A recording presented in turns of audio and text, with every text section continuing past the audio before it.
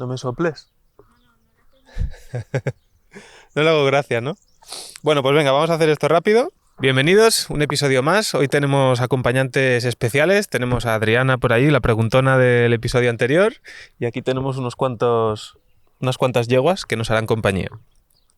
El episodio de hoy, el objetivo es compartir un poco aprendizajes que he ido teniendo durante los primeros 15 episodios y 1000 suscriptores. En el episodio anterior ya estuvimos hablando un poco de qué aprendí también, pero fue más enfocado a contestar las preguntas de la audiencia. Lo que pasa que aproveché para explicar también un poco pues, qué había aprendido durante los 15 primeros episodios. Una de las primeras cosas que me gustaría hablar es el tema de la consistencia, tanto en los objetivos fuera de crear un podcast como en creando un podcast. Pero antes de nada, si crees que esto te va a gustar, si ves que aprecias un poco el esfuerzo este de haber venido a grabar aquí con yeguas y que sea un poco especial, te agradeceré mucho que te suscribas al canal y dejes un comentario si te ha gustado, porque eso ayudará a que el algoritmo detecte que el vídeo está siendo interesante y que si lo detecta que es interesante, pues se lo enseñará a más gente y más gente descubrirá el canal. Podremos crecer y podremos traer a gente interesante en el mundo de la salud física y la salud mental para que tú puedas aprender un montón. Entonces, empezamos. La primera cosa que quería comentar es el tema de la consistencia. Voy a ser muy rápido. Todo el mundo sabe que ser consistente es muy clave, pero es como que cuesta mucho en los objetivos en la vida marcarse esa consistencia. Y una de las cosas que a mí me permitió seguir esa motivación y esa consistencia es el hecho de marcarme un sistema en vez de un objetivo. Un objetivo sería, por ejemplo, en el caso del podcast, llegar a 10.000 suscriptores en 5 meses. Pero claro, eso depende de muchos factores. Un factor puede ser el algoritmo, puede ser la estacionalidad o los temas que yo suba. Entonces, digamos que no hay un control, no puedo ejercer yo un control sobre ese resultado. Por otro lado, si yo me centro en lo que sí depende de mí, en este caso subir un episodio semanal, pues eso, yo puedo al final ver que los resultados van viniendo porque el resultado que yo quiero es un episodio semanal o subir 4 vídeos verticales a redes sociales por semana. Eso sé que lo estoy cumpliendo. Entonces el hecho de ir prometiéndome algo y hacerlo y ver que estoy cumpliendo la promesa que me hice a mí mismo sin depender de resultados externos, pues eso hace que yo pueda ser más consistente. Ya veremos qué resultados hay. Yo ahora mismo resultados, si en un año hay 5.000 suscriptores o 10.000 o 15.000 o los que sean, pues es como un extra a lo que yo me había propuesto, que era subir un episodio por semana. Otra cosa que he aprendido también es que al principio nadie te va a ver. Al principio le das completamente igual a todo el mundo.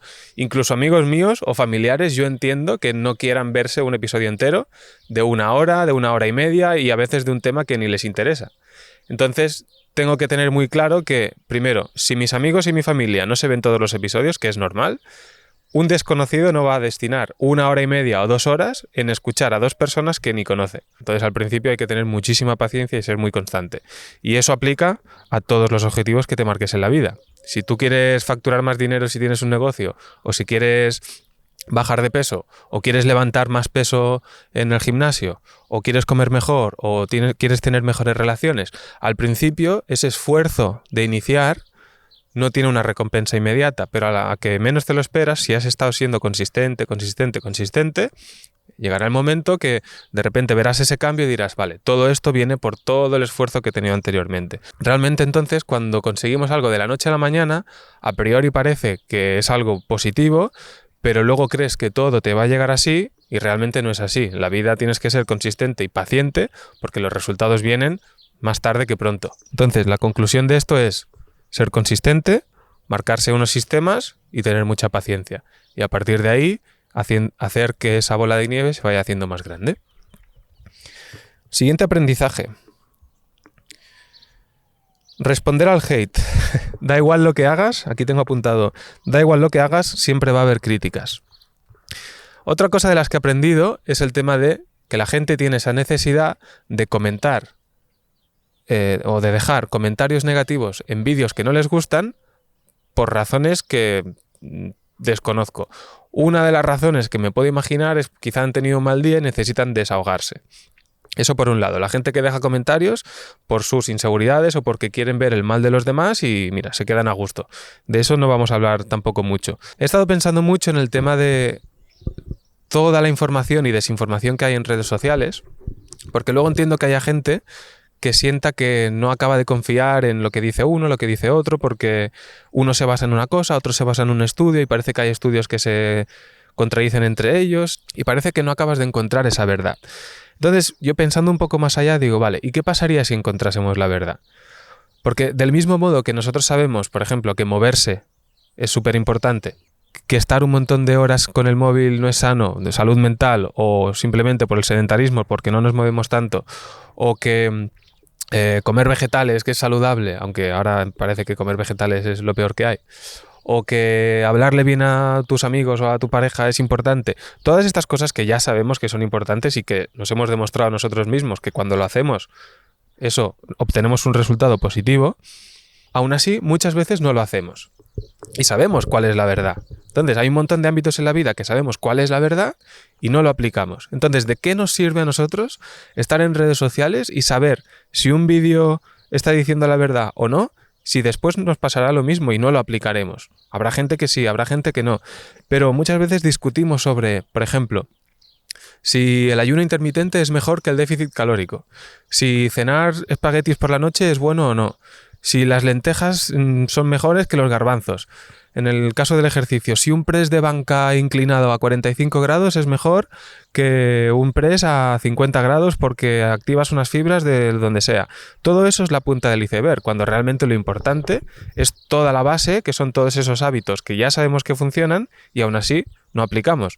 Entonces, para mí es un poco tontería tener esas discusiones para saber si una verdad sobre un tema tan pequeño como de alimentación que te puede aportar un mínimo, quieras saber si es verdad o no y lo discutas y dejes comentarios, cuando realmente tienes que centrarte en lo que ya sabes y aplicarlo, que eso te dará un 80% o más de beneficios, que no simplemente ese 10-20% extra de saber si eso, pues si los espaguetis o los macarrones por la noche con tomate o sin tomate.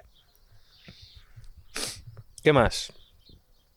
Lo siguiente que tengo aquí apuntado es el tema de celebrar los pequeños logros. Ahora vamos a empezar ya con algún aprendizaje de los invitados. Entonces, con Sepe estuvimos hablando de la importancia de celebrar los pequeños logros. Me explico. Hay veces que estamos súper centrados en conseguir un objetivo, es decir, imagínate que tú lo que quieres hacer es, para poner números, tienes un negocio y quieres facturar 100.000 euros en un año.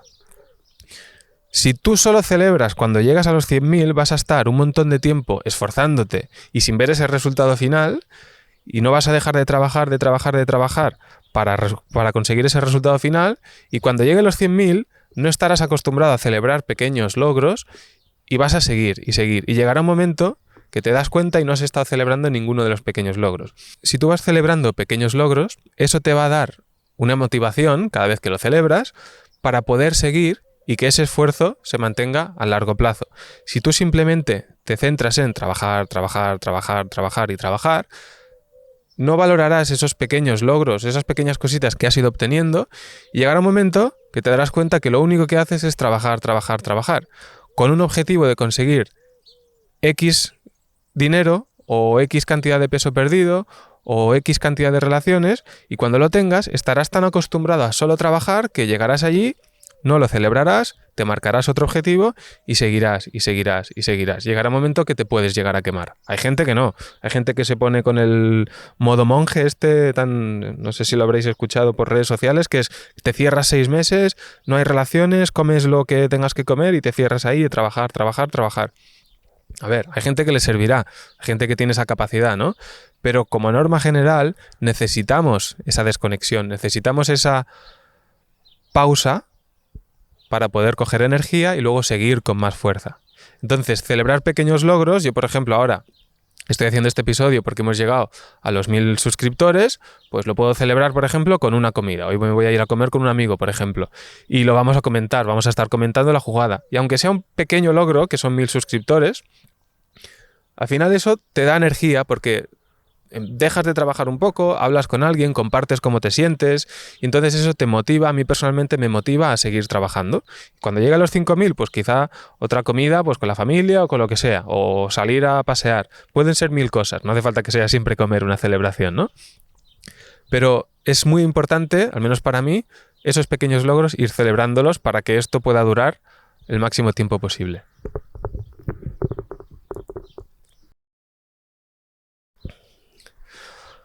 Otra cosa que estuve hablando también con el Sepe fue la importancia del entorno. Seguro que has escuchado alguna vez que eres la media de las 5 personas con las que te rodeas. Entonces con el Sepe hablamos de 2 cosas. Una cosa era algo que él hacía, que compartió con nosotros, es que él hackeaba el algoritmo de Instagram. ¿Cómo lo hacía? Él lo que hacía era dejar de seguir a personas que tenían un estilo de vida que a él no le representaba o que él no quería seguir. Lo que sé, imagínate gente que solo sube contenido de pues cuando se va a comer por ahí. O gente que solo sube contenido de fiesta. Y nada más, y simplemente eso. O gente que parece que está siempre viajando y solo sube contenido de viaje. Pues él lo que quería ver en su Instagram, él quería que cuando él entrase en Instagram viese gente que practicaba deporte, que tenía hábitos saludables.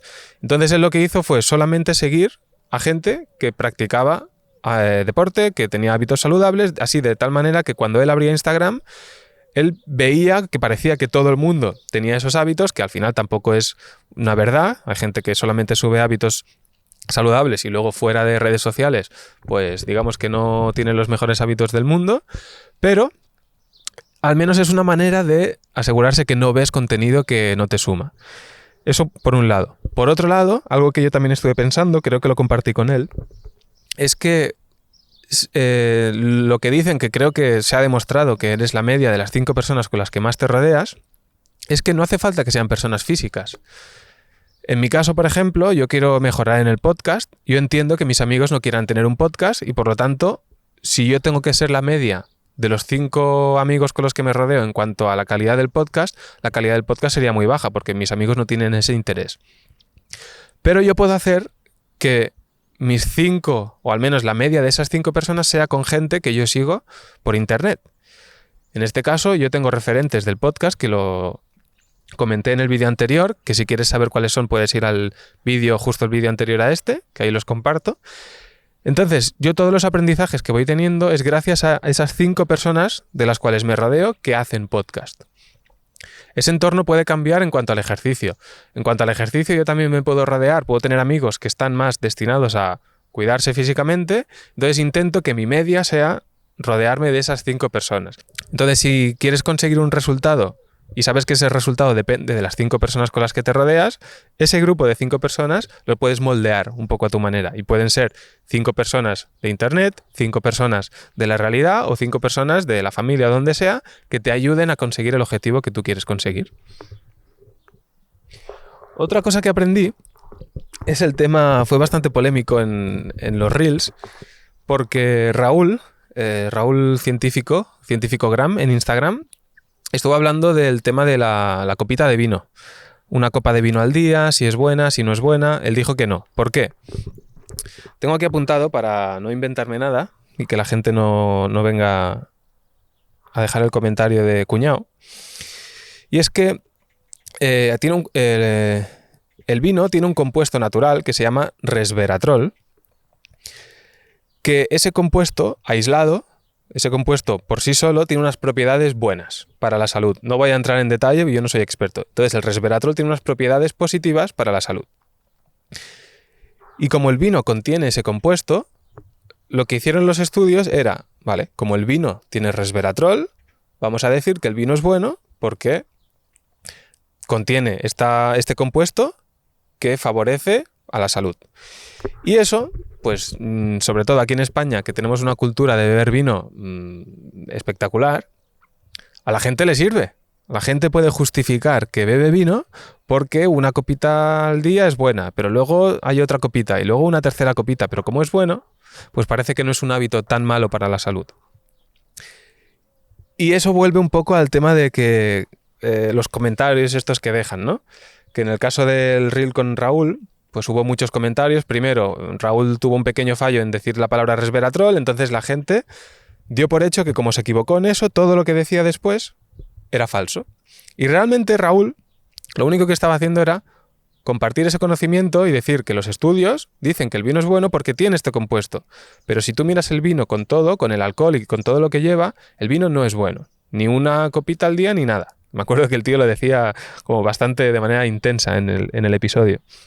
Entonces eso, que la gente se sintió herida un español que le diga que el vino es malo, pues la gente se sintió herida y vamos, lo pusieron a parir. Te recomiendo que vayas a ver los comentarios porque algunos eran bastante graciosos. Pero bueno, que eso también me hizo pensar, porque es como que el invitado simplemente quiere compartir una información y la gente va ahí a saco. Con Raúl, otra cosa que aprendí, que también lo hablé con Ana. Ana es Lecker and Healthy en Instagram. Entonces, otra de las cosas que hablé con ellos fue el tema del cheat meal. Y eso es algo que a mí me interesó mucho, porque yo soy de las típicas personas que cuando llega el fin de semana arrasa. Y hay fines de semana que arraso más que otros, pero normalmente es como que parece que se activa algo que me dice que las calorías del fin de semana no cuentan. Y eso es algo que es bastante negativo. Si te cuidas o intentas tener un déficit calórico general durante la semana, ese cheat meal de final de la semana puede arruinar todo el esfuerzo que has tenido antes. Pero para mí la parte más importante, que ambos coincidieron, es que si tú tienes una dieta que durante la semana notas que tienes una restricción, que te prohíben ciertos alimentos y que tienes un déficit calórico y que cada comida que haces para ti es un esfuerzo, acumularás un estrés y una restricción que cuando llegue el fin de semana, lo único que buscarás será comerte una hamburguesa, zamparte una pizza, ir al buffet de sushi a arrasar, porque has estado toda la semana cohibido, has estado toda la semana comiendo comida que quizás sí te puede gustar, pero que no has tenido ese capricho de poderte permitir un trocito de chocolate o un algo durante la semana para luego no llegar con todo el estrés y toda la ansiedad al fin de semana. Entonces eso al final son números. Si tú estás buscando perder peso, lo más importante que yo tengo en cuenta es el tema del déficit calórico. Si tú estás teniendo un déficit calórico, me lo invento, de 200 o 300 calorías por día, eso en 5 días son 5 días por 300 calorías serían 1500. Pero si luego tú llegas al fin de semana y tienes un superávit calórico de 1000 calorías el sábado y 1000 calorías el domingo, si tú haces la suma, al final te quedas en 500 calorías de superávit calórico al final de la semana. Es decir, todo el esfuerzo que has tenido de lunes a viernes llega al fin de semana y se ha ido a la mierda. Entonces es muy importante darte esos pequeños caprichitos durante la semana para que luego el fin de semana no llegues y arrases con todo. Siguiendo con esto, otra de las cosas que también me gustó bastante, mira, me vienen a ver.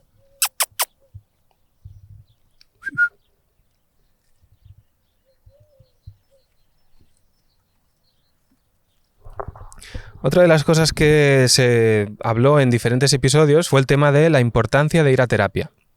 Entonces, eso lo comentó Manel, Ana lo comentó para el tema de los trastornos de conducta alimentaria, Lidia lo comentó también, que estuvo en los Testigos de Jehová y salió hace 5 años. Laura también lo comentó cuando estuvimos hablando de la prevención del suicidio. Y para resumirlo así un poco, a mí una cosa que dijo Laura me gustó muchísimo, y es que para ella ir al psicólogo es como ir al fisioterapeuta. Cuando tú tienes un dolor en el hombro, en la muñeca, en la rodilla, en el tobillo, donde sea, para ti es muy normal ir al fisioterapeuta porque te duele algo y crees que vas allí y te puede ayudar a quitar ese dolor. Pero con el tema del psicólogo parece que sigue siendo tabú, aunque afortunadamente ya no tanto.